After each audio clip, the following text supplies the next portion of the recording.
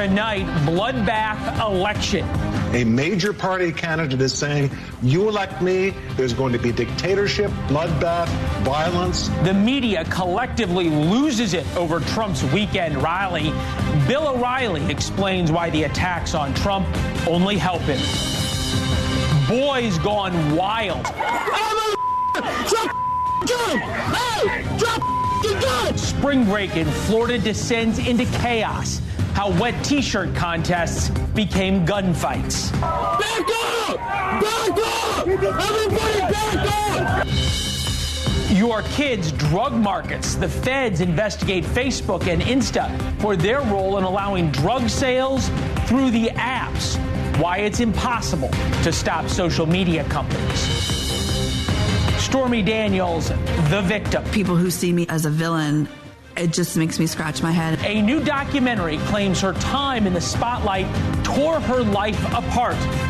Maybe all those Jimmy Kimmel appearances were soul-crushing. Well, if you were so grossed out by him, why did you have sex with him? I still don't know.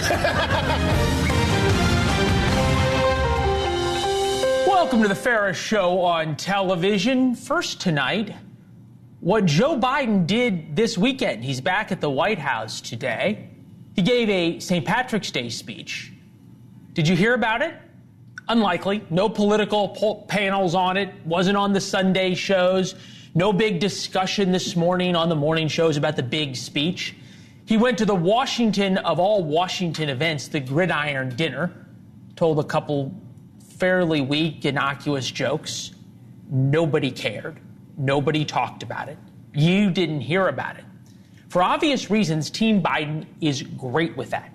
He has the entire White House press corps with him 24 hours a day, 7 days a week, and yet the media really doesn't care or talk about what he does.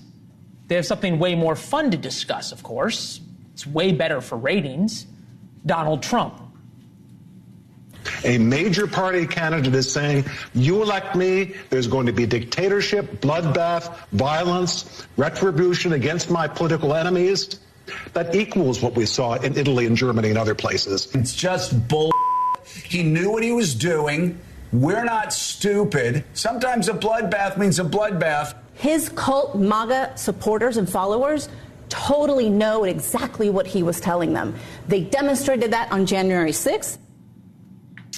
So, over the weekend, Donald Trump made a few provocative and hyperbolic statements, as he does almost every weekend. The media took the craziest of those statements completely out of context and blasted them out on repeat. If you looked at the news on your phone this weekend, you couldn't miss bloodbath. Welcome to the next 7.5 months of our lives. NBC, Trump says there will be a bloodbath if he loses the 2024 election. MSNBC, absurd and violent. David Corn slams Trump's claim of bloodbath if he loses the presidential election. The Guardian, Trump predicts bloodbath if he loses election and claims Biden beat Obama. So we have shown you now the coverage. And since this is the Ferris Show on television, unlike many others that did not show you the full clip of Donald Trump, we will. And then you can decide for yourself if the media that we just played for you, all the headlines, all the pundits, all of the anchors, whether they were fair in their coverage.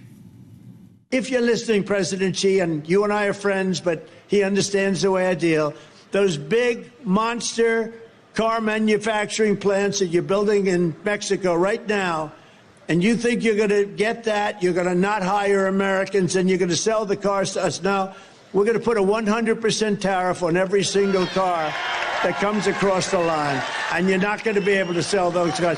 If I get elected, now if I don't get elected, it's going to be a bloodbath for the whole, that's going to be the least of it. It's going to be a bloodbath for the country. That'll be the least of it. That is the unedited clip in context. You decide what you think of it. It's obvious what he was talking about. And for those of you saying that Trump should know better, right, that bloodbath is such a loaded word that inspires violence and is unpresidential, we put together just a little bit of the same anchors who were so outraged over Trump using bloodbath, well, using bloodbath themselves. Trump's allies, including his daughter-in-law, took command of the RNC. Headlines calling it a, quote, bloodbath. But as Politico.com reports tonight on the, quote, bloodbath at the RNC. And the headline refers to it as an impending bloodbath. Coming out of Iowa, they were promising that this was effectively going to be a bloodbath. Not only is it going to be a bloodbath, but after they leave New Hampshire, it's a bloodbath on her home turf. That's really tough. And Trump has left a lot of corpses in his wake. I mean, we can count the bodies, right? They too must be inspiring genocide and an end of the American democracy. As I said, welcome to the next 7.5 months. Whatever Trump says will be on blast everywhere, and whatever Joe Biden says or does, well, you decide. Did you hear anything about what Joe Biden did this weekend? We don't do media commentary here. Journalists make for lousy media critics. This isn't about the media or the unfairness of the coverage. You can make that decision.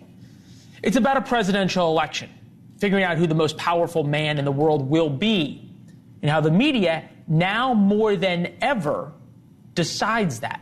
Bill O'Reilly's here, host of the No Spin News, author of the coming book, Confronting the President's No Spin Assessments from Washington to Biden. Bill, good to see you. You figured this out long ago, that politics is downstream of culture. As we look across the media landscape, is it that these anchors and pundits are just hyper liberals who love Democrats, or is it more of a cultural thing? They want to be part of the cultural elite, and Donald Trump is a threat to that. Well, it's very complicated because Donald Trump is a threat to the corporate media. They hate him. They've always hated him. I wrote a column on BillO'Reilly.com. I dropped it yesterday that says there are 3 network morning programs, Leland, and 5 late-night gabfests. Since 2016, we can't find any conservative or traditional guests on any of the 8 programs. It's a total blackball. So what happens is that people who don't follow the news, Americans who don't really care, watch entertainment programs. They watch morning TV, some of them, and late-night TV. All they get is this woke, liberal presentation from the hosts. And the hosts are ordered to do that by the corporate chieftains. And they despise, the chieftains do, Donald Trump so much that anybody who doesn't hate him doesn't get airtime. So you have an almost 100% blackout of conservative thought on network television. It's stunning. Okay. I was on the network programs, Leland, 78 times. 78 times. My interviews with Letterman and Jon Stewart are legendary. You can Google them. That all stopped in 2016. If you didn't hate Trump, you were not booked. The column is phenomenal. I encourage anybody to read it. We have a line from it. The traditional conservative blacklist is real and affects American culture in a negative way. Millions of Americans who do not closely follow the news are presented with nonstop left-wing opinions on morning and late-night TV. Not arguing in any way with your receipts going back to 2016 in terms of bookings. But at the same time, isn't conservative TV doing the same thing to liberals? And by that, I mean that conservatives and liberals are afraid, and perhaps rightly so, to go on a TV network of the other political ilk because the hosts, in order to impress their audiences, have to just tear those people apart. The conversations that you and Letterman had or you and Jon Stewart had were good-natured, they were fun, they were sparring, but they were fair. There's now an incentive, a need to be unfair. I hope that's not the case on the right-wing presentations, but it may well be. I had no trouble getting liberal guests for 20 years on the O'Reilly Factor. We treated them respectfully unless they lied like Barney Frank did, and then I had to go in. But generally, I wanted to hear what they had to say because I thought I was smarter than them and had a better argument. So it was fun to hear both sides. You're correct. Now the 2 right-wing networks, Fox and Newsmax, very rarely have liberal people on board. But here's something very interesting to the NewsNation viewer. We've documented the bloodbath stuff, and you did a nice job, you and your producer, in presenting that the left took a word out of context to try to drive home that Donald Trump's a violent man who will become a Hitler or a dictator, whatever the loopy thing they're saying today. Fox did the same thing today for Biden. So I was cruising around in the afternoon, and I don't watch a lot of cable TV anymore. I don't learn much. But I stopped when I heard this story. Joe Biden screamed and cursed at his staff because of his low poll numbers. Do you know where that story came from, Leland? NBC and anonymous sources. Very good. An NBC anonymous sourced story, which has no credibility. I never use anonymous sources, ever. A shadowy person, a protected person, is not a primary source. Yet, Fox News took it as authoritative and ran with it, so much so that their White House correspondent asked Kirby about it today. And Kirby, Biden's spokesperson, had a very good answer. He goes, I never saw that. I never heard it. Nobody's ever heard it. And this is not a legitimate story. It's based on anonymous sources. When did anonymous sources become the record? That's press it's a great corruption.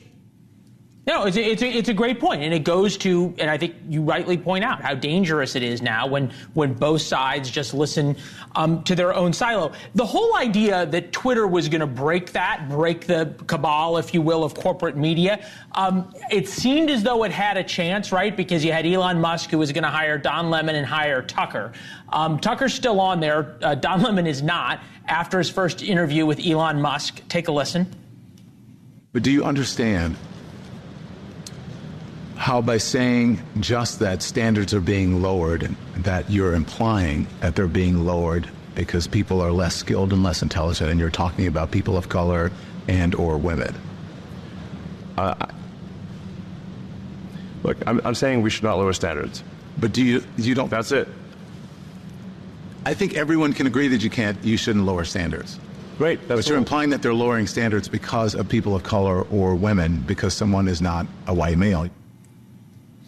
I'm wondering what you make. Go ahead. I'm sorry I'm laughing, but that question's so absurd, I would have fired him. I would have fired him. I'm not firing you because, that you say to a guy, and I don't care if it's Elon Musk or if it's Opie from the Andy Griffith Show. You say to the guy, because you're criticizing the social media and its presentations, you're trying to dumb it down because you believe that people of color and women are stupid. That's what Lemon's saying to the guy. I mean, that is beyond anything I've ever seen a professional broadcaster say. What do you base that on? I didn't hear Musk say that women or people of color were dumber than whites. Did you hear it? I've never heard that or seen it in any fashion.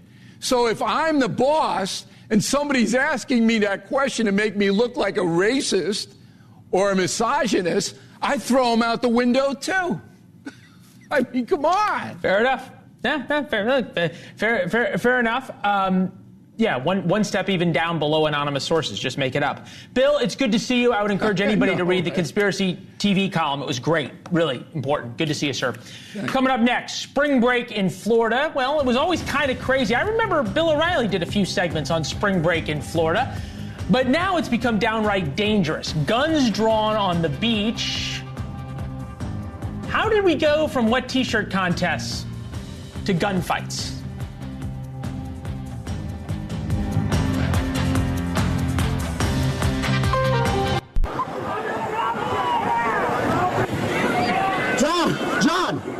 John, watch your cover.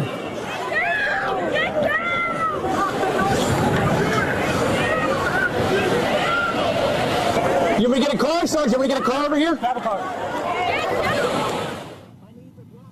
All right, that's video from Volusia County, Florida, near Daytona Beach. Not Miami Beach. Daytona's supposed to be the safe place for spring break. What you were watching was deputies chasing down a 16-year-old. They say he was selling weed on the beach and obviously had a gun with him while he did it. Not just Daytona Beach. Miami Beach tried to cancel spring break. Well, hefty fines, big curfews, bag checks, restricted beach access, DUI checkpoints, $100 parking fees, non-resident towing fees of more than $500, and yet they still made hundreds of arrests. In Jacksonville Beach, a series of shootings like this one sent hundreds of teenagers running from the beach. A couple of people injured. One person was killed over the weekend. Evidently, there were 400 or 500 people who gathered under that pier for fighting. Volusia County Sheriff Mike Chitwood joins us. Sheriff, it's good to see you. I asked it during the tease, and I'm not trying to be flip here when I say it, but how did we go from wet T-shirt contests during spring break when I was a kid to now gunfights? Hey, I'll go back. It was eating at McDonald's pizza and get an older person to buy a quart of beer or a six-pack of beer, and here we are dealing dope on the beach, armed with a firearm. And even when law enforcement confronts you, you refuse to drop that firearm. And then when arrest is inevitable, you run into the ocean and hurl the weapon and your drug bag into the ocean. And I have to use one of my deputies who's on the dive team to recover that. Wow. You think about this, and obviously it happened in Jacksonville, with the number of people out there, the number of weapons drawn. We're lucky a lot of people didn't get shot. Yeah, you know, God sometimes is on our side. And this is our first year as the sheriff's office patrolling the beach. We were on foot because of these big crowds that amass. And the directive was for the deputies to get into these crowds. And as they're walking into one of these big crowds, somebody hollers, he's got a gun, he's got a gun, he's got a gun. Everybody starts running. And that photo you know is him pointing that gun. And then he runs from us. With everybody else in the area. Thank God he didn't shoot. Thank God we didn't shoot. And I'm glad we're having this conversation right now. All right, so how do we come back from this? I'm going to play something for you. There was a Kansas City Chiefs player who was asked about generally violence in America, specifically the shooting that's kind of not very different than this that happened during the Kansas City Chiefs Super Bowl party. Here's what he had to say. At the end of the day, this is degenerate violence, and it should not be occurring. I think we need strong fathers in the home. I think we need men that are leading, that are setting good examples, that are teaching the young men in our society that violence is not the way. I guess the flip side of that is teaching people that violence is okay or it's not their fault and they're allowed to commit violence. Is that what's going on here? What's going on here is we have taken the criminal justice system and made it the pendulum shift so far left. There's no accountability for crimes like this. This young man had 7 outstanding warrants out of Orange County, Florida, and evaded arrest. And then his defiance, surrounded by deputies, not to get rid of that gun till the last second, is where we are now. And you know what? This isn't a video game. This is real life. Our state attorney bumped him up to an adult. He's going to adult court in Volusia County. That's amazing. That number of outstanding warrants at 16 years old. Sheriff, it's always good to see you. Thank you very much. We appreciate your perspective. Thank you very much. Yeah, good to see you, sir. Coming up next, Stormy Daniels destroyed. A documentary claims she is the real victim. Why are we still talking about this woman 8 years later? As a villain, it just makes me scratch my head and really question how they would want their daughters treated, or their sisters, or their mother. Just when we thought we were done with Stormy Daniels, the former porn star is back with a new documentary. The show details the life of privacy she claims that she wanted, compared to what she believes is the unjust treatment she got. Out today on Peacock. That's NBC's streaming service. NewsNation political contributor Denise Gitcham with us, Obama campaign strategist, Democratic strategist, Amisha Cross as well. Ladies, hello. I kind of understand that Stormy would feel as though it's been a rough go at it. Can we really call her a victim, though?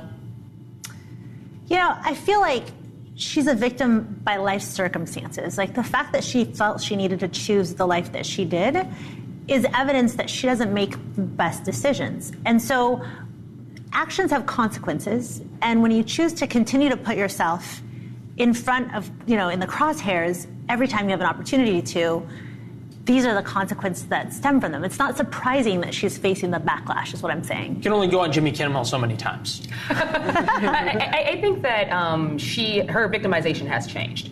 When she first came onto the scene, 2018, 2019, it was a different conversation. Well, she was on a scene before. She was on a scene. There was a scene before 2018. You had to be over 18 to be said things. But she became a victim post that, because I think she was fine, ironically, with being called a slut and these other names that come along with the porn industry in general. It was in 2020 when those things started to become threatening. And she's saying that people are threatening her daughter, her life. She has a fear of an assassination attempt. And we know that amplified violence is one of the, side effects of Trump's base going against you. And quite frankly, I would argue that a lot of her public appearances have not necessarily helped her in that case, but no one deserves death threats. No, nobody does. I think it's apolitical, though. People on both sides get death threats. Stormy Doc is a portrait of a messy, complicated, courageous woman. This is Rolling Stone. Peacock's new documentary, directed by Sarah Gibson, produced by Aaron Lee Carter, is deeply sympathetic, unfiltered, and occasionally frustrating. Then there's the Washington Post headline as well. A portrait of a woman destroyed by Donald Trump. Do you think we will ever see a Monica Lewinsky documentary, a woman destroyed by Bill Clinton? No, because Monica doesn't want to do that. Monica has said forthrightly on many occasions that she doesn't even consider herself a Me Too victim. She has taken a lot of responsibility, even though she did not enjoy the backlash, obviously, that she received and, had to hide away for a while. She does, even though she was a lot younger than Stormy Daniels when her situation occurred, takes a lot of the personal honors. It wasn't the President of the United States. Yeah, but is that, Denise, kind of a cultural commentary in and of itself, right? You go from Monica Lewinsky, who sort of says with a stiff upper lip, I wasn't a victim, even though he was the president and she was an intern, to Stormy Daniels, who now says, I'm a victim, this has been so terrible, let me go on Jimmy Kimmel, and I want privacy, but let me do a documentary. And let me show up at South by Southwest, and let me show up to testify in person. And hey, let's go back before she was even involved in any of this scandal, thinking about running for Senate for David Vitter's seat. I mean, this woman also claimed to be a victim when people said, we don't want you as the senator for our state. And so this seems like a pattern. What's the fascination, you think, with her? Why is we still talking about I don't even know. I have no idea, other than this documentary. Because people like sex scandals and they like tales that are salacious. And Stormy Daniels is a very interesting, she's a very interesting character because she jumps into the media when she wants and then she jumps out when she doesn't. And also, she still is heavily engaged in the porn industry. And it even made a movie that featured a Donald Trump lookalike. There's a lot going on with Stormy Daniels. It's very interesting here. I guess at some level, is it that she could quit it if she wanted to, right? She could choose a different life. I think this is something that I feel like all people, for some reason, this generation, and just I feel like everybody in politics has been all about victimization. That is a theme in America that we really need to lay off of if we ever want to move ahead as a country and as individuals. But for some reason, that theme is really stuck, and she's glommed onto it, and it seems to resonate with certain people. Again, the notion of personal accountability, which President Bush campaigned heavily on in the 2000s, that just ranked higher than any other theme on focus groups in terms of what resonated with Americans, seems to be just completely eviscerated. Yeah. Do we think anything about NBC doing this? I think I'm just curious to know how much more we can get from Stormy Daniels, because she appeared on several late night talk shows. She's done radio. She's made her rounds on this for now years. Obviously, this is a ratings get for anybody who would have wanted to do it. And I think that for her, it is another, even though she says she doesn't want to be public, this is another aim at trying to be public and trying to recast her. We can't think about that. Nothing happens in Washington or in New York by coincidence, right? Okay, we're at what, March 18th, day after St. Patrick's Day. The trial involving the Stormy Daniels hush money was supposed to be March 25th when they set this up for release. So no coincidence. She's having a run. She's having a media run now. I mean, the fact is she going to testify at the trial? Do we know? She said she would. Yeah. She's going to. So she keeps on bringing it on. She keeps showing up, and she says it's her way to make sure that she's not bullied. And I understand. I get her logic. I wonder how jurors look at this, right? Potential jurors in New York. Does this make her more credible? That's going to be interesting because it depends on how she's cast. And I think that's why she feels it's important to tell her own story. Quite frankly, there are a lot of people around America who consume porn products who don't want to hear from a porn star. And I think that is going to really be the break here. Yeah, I wonder how many of those are in New York. I don't know. Ladies, Excellent. So Thank you very much. An acceptable dinner time conversation. Congratulations. The small Michigan town that stood up to the Chinese Communist Party is now facing a massive lawsuit. We've been following this story for a long time. We were the only cable news network to be there throughout the whole time. Green Charter Township took it into their own hands. The state of Michigan wouldn't help them. The federal government wouldn't help them. And the community voted out its board of supervisors. The board had agreed to let a Chinese company build a massive EV battery plant north of Grand Rapids, Michigan.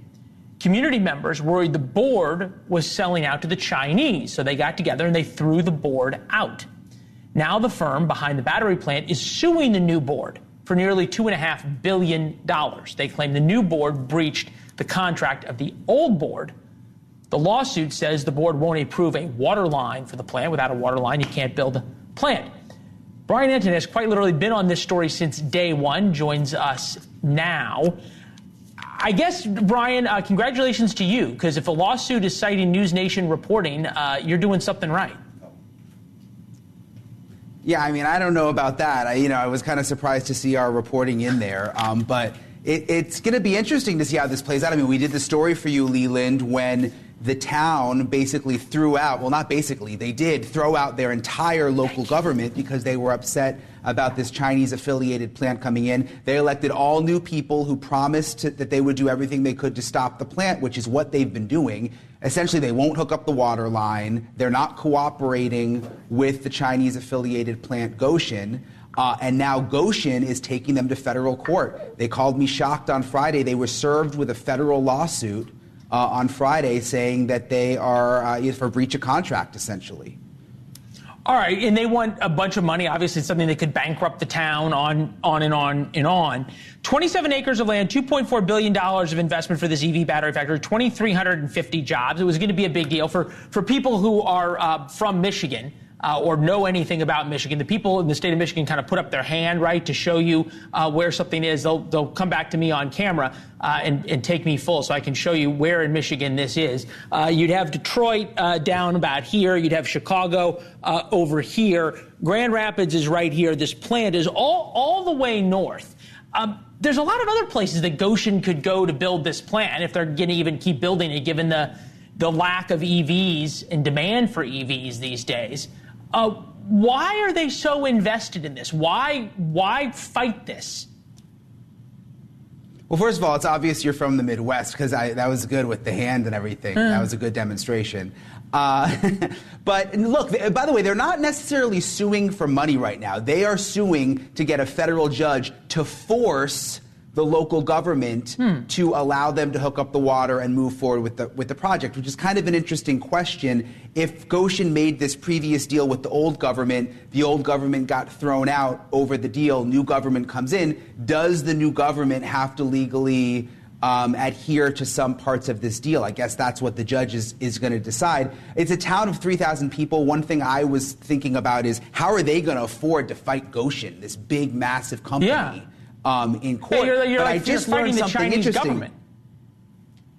But listen to this. This is a secret weapon I didn't know about. They just told me about. They apparently, Green Charter Township, the little Michigan town, has an insurance policy. If they get sued, they get $2 million from this insurance policy, I'm told, to fight a lawsuit. They can't use that money to go out and sue someone, but they say they believe they now will be able to use all of that to fight back, which might be something Goshen didn't know about.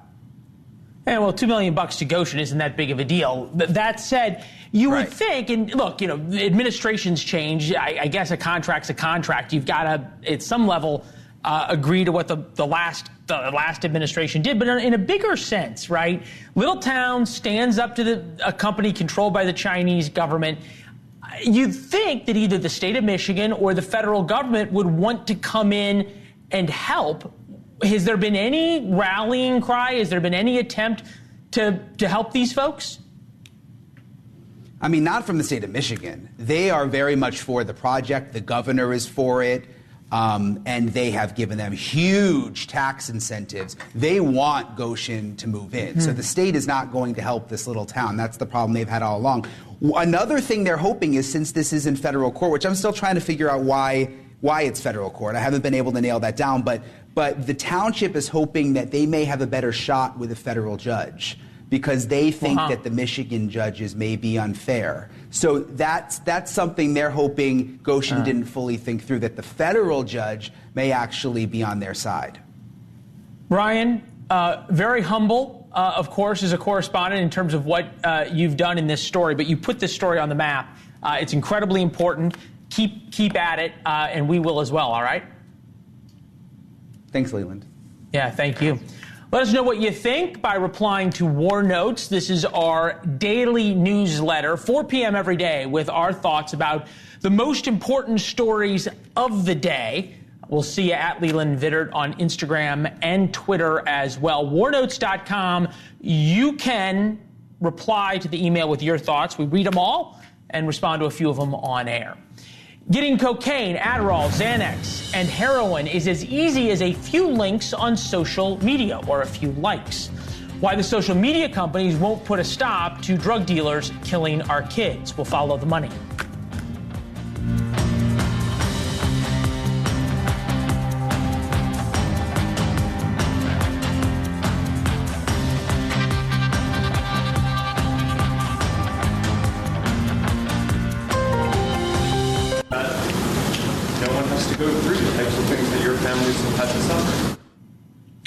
That was Mark Zuckerberg earlier this year, apologizing to families who blame social media for exploiting their children, causing some to commit suicide, others to die from drugs. It was a rare moment of humility for Mark Zuckerberg. He is not prone to those, from a man that faces a lot of questions, and a lot of questions about his sincerity. There's a new report about an investigation to how Facebook and Meta and Instagram deal with situations that are dangerous to kids. The Wall Street Journal says a federal investigation is underway looking into how Meta facilitates drug sales and even profited from them. Stand by for the lawsuits, like the suit against Snapchat. 65 families say drugs bought on the program killed their loved ones. Sam Chapman lost his son to fentanyl poisoning. He's one of those families who's suing Snapchat and joins us now. His son Sammy died February 7th, 2021. You're brave to keep coming on and talking about this. I know it's the only way to keep it from happening to other kids. I said follow the money as an intro to this segment. There's a difference between not stopping these kinds of drug deals and advertisements on your platform to making money off of them. How do we get to the point of knowing that these platforms are making money off of it? Well, if you look at a platform like Snapchat, they've had no real operating income in their entire lives. The only money they've actually made is from interest income on the money that Wall Street gives them. And they get rewarded every quarter for the number of users that they announce.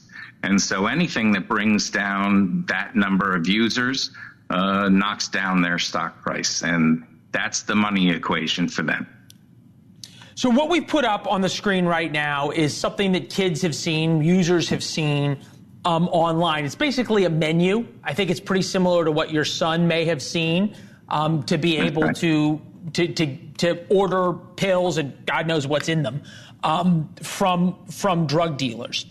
Are we to believe that if the platforms didn't see this or didn't know this existed, they wouldn't take it down? What they do now is they put up a fentanyl warning, and different platforms have different rules about it. With Snapchat, for instance, the snaps disappear, so there's nothing to take down. It pops up and it goes away unless you do a screen grab. And you know, the drug emojis, the different ways they communicate, it's hard to keep up with that. And there's software out there that parents can use. But Instagram's instant messaging, Facebook's instant messaging, Snapchat, TikTok, and Discord, where our kids are, don't allow for integration of third-party safety software. We're pushing for a law in my son's name called Sammy's Law in the U.S. House of Representatives, which would require third-party safety software for any platform with children on it. And you have to have a law, because if one platform allows parents to protect, the kids will just jump to another. So by passing a law, there's no Look, 112,000 people died of overdoses. More than half of those are from fentanyl. And I take the point that is made that these aren't really overdoses because a lot of people don't even know, and I'm sure your son didn't know he was getting fentanyl. You think you're getting a Xanax or a Percocet or an Oxycontin or something you've heard about from one of your friends, and then it has fentanyl in it because that's what hooks people. The point, though, still is the same. At what point is it parents' responsibility versus the responsibility of these social media companies to be the one to police their children? Right. We're looking for visibility into the platforms so that we can police the children. It's impossible to police something that snaps up for a moment and then disappears. And that's the whole theory behind Snapchat. It started as Peekaboo, which was a sexting app, and they realized that they had mostly teens on it and changed the name to Snapchat. And now it's the dark web for kids. Mr. Chapman, I'm grateful for you joining us.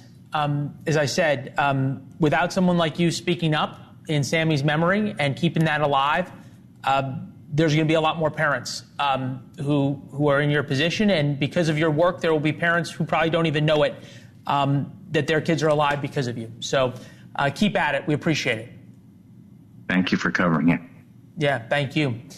Coming up next, a Hezbollah terrorist caught at the southern border says he wants to blow up New York. We'll take another 9/11 for the border to finally be secured. Border Patrol caught a member of the Iranian group Hezbollah at the southern border. The admitted terrorist and illegal immigrant said he wanted to bomb New York.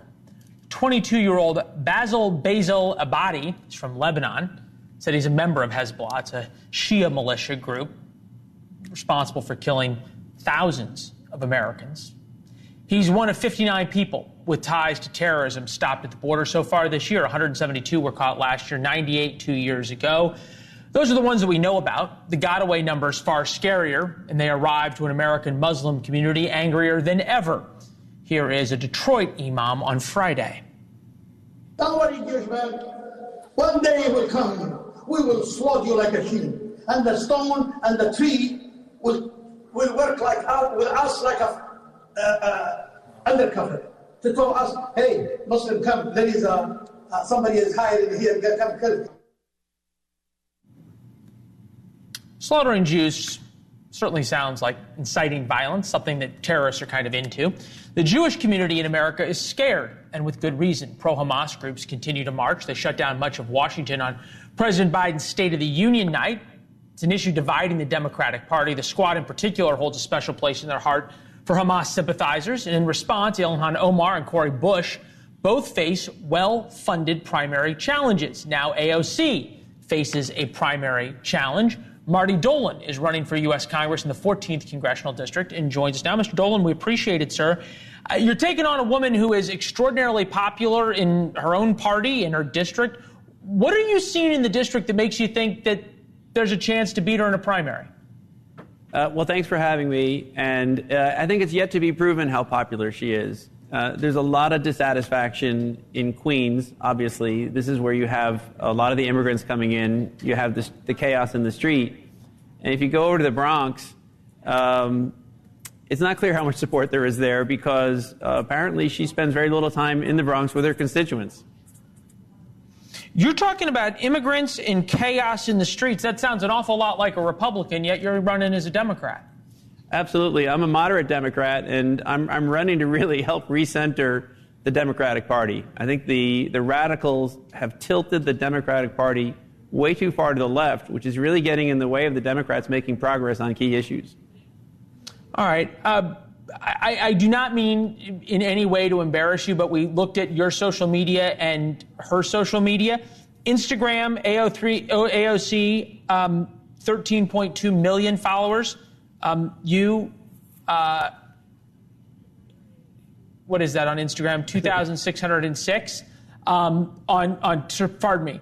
On Twitter, she has 13.2 million, 8.2 million on Instagram. Marty Dolan, 162 on Twitter, 2,606 on Instagram. How do you compete with that?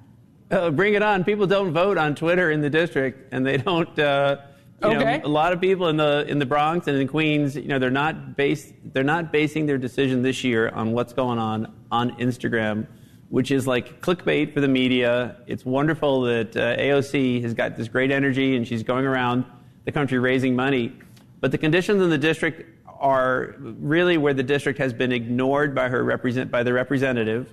And, you need to really fight for your constituents, which she has failed to do. So the best example of that is you had the Amazon plant, which was going to be put into Queens. It was going to create jobs for, tens of thousands of people. The kids would have seen their parents working, then they would have followed their trail there.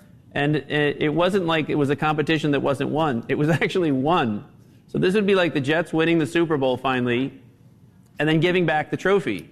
So, this is a grievous injury to a community to win a competition, and it also reflects badly on the rest of New York. So when you talk about businesses coming to New York, they're looking at this, and you have 500,000 people. That's what I look at. I don't look at the millions of people on Instagram and Twitter. I look at 500,000 people have left New York. These are tax-paying voters who have left New York to go to other places. Now that's the size of Kansas City leaving New York. And so I think that's what really is what's going on in the city, and that's the reason why we'll win this race.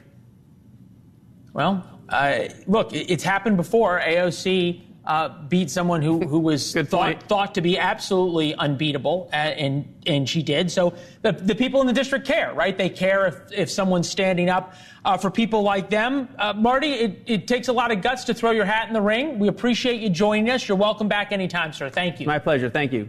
All right. We appreciate it. Even better yet, he didn't give his website, the sign of a politician who is a secure man. They always want to give you their website and try to fundraise. He didn't. That's important. Pay attention to him. Pay attention to this guy, Chris Cuomo. He's coming up next.